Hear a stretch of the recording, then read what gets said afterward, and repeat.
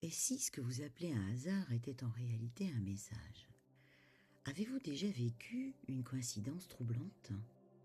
Un mot entendu plusieurs fois dans la même journée? Une phrase captée au moment précis où vous doutiez? Ou encore un détail qui semblait vous viser personnellement? Dans ces moments-là, on se demande inévitablement, est-ce un pur hasard? Ou est-ce que cela a un sens profond pour moi? Je vous invite à rester avec moi jusqu'à la fin de cette vidéo, car je vous donnerai un exercice pratique pour entraîner votre regard, ainsi qu'un premier indice pour la clé numéro 2.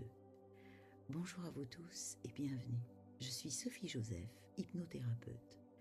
Dans ma vidéo de présentation, je vous parlais de ces clins d'œil de la vie qui semblent nous guider. Mais pour les utiliser comme une véritable boussole, encore faut-il savoir les identifier. C'est pourquoi je vous propose aujourd'hui la première clé, reconnaître ce qu'est une synchronicité et ce qu'elle n'est pas. Une synchronicité est un concept complexe, car il mêle la psychologie à une dimension plus métaphysique.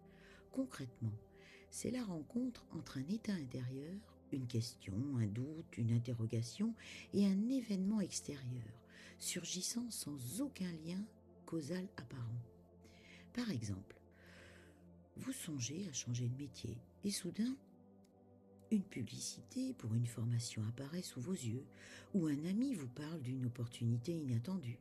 Cet événement ne vient pas toujours répondre directement à votre question, mais il vient vous interroger et éclairer votre chemin. Et surtout, il n'a de sens que pour celui ou celle qui l'observe.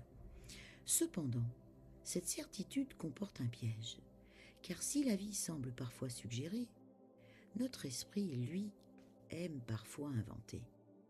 Il faut donc faire preuve de discernement, car tout n'est pas synchronicité. Notre cerveau adore faire des liens, nous projeter parfois même avec nos propres désirs. Dès lors, comment ne pas se tromper? La différence ne se situe pas dans l'événement lui-même, elle se situe dans la qualité de notre résonance intérieure. Une vraie synchronicité ne crée pas d'agitation, elle crée souvent un « ah » intérieur. Une forme de calme, une évidence douce, une synchronicité est en interaction directe avec notre cœur et notre corps. Quand elle est juste, elle agit comme une libération à l'intérieur de nous, un souffle serein. Pour illustrer cette nuance entre le simple hasard et la résonance du cœur, laissez-moi vous partager une expérience personnelle.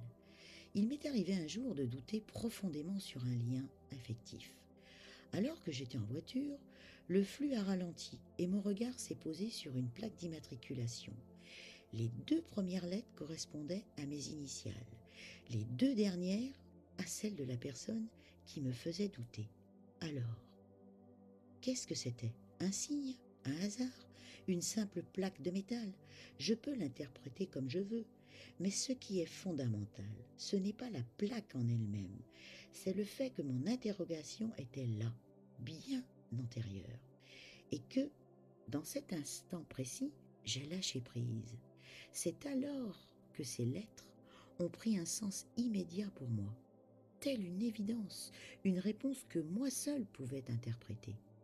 Je ne sais pas si ces événements nous sont envoyés, mais je suis certaine d'une chose, ils se présentent souvent au moment où nous sommes prêts à les recevoir. Car, voyez-vous, la synchronicité ne force rien, elle suggère, à nous d'écouter ou pas. Comme promis, voici votre défi. Demain, sur un trajet habituel, remarquez 3 détails inédits.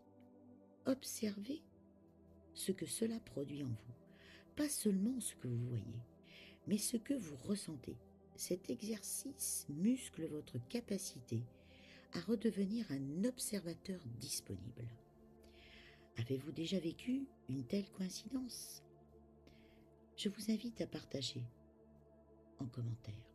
Et préparez-vous, car la clé numéro 2, nous verrons comment mener l'investigation pour passer de l'observation à l'action éclairée. À très bientôt.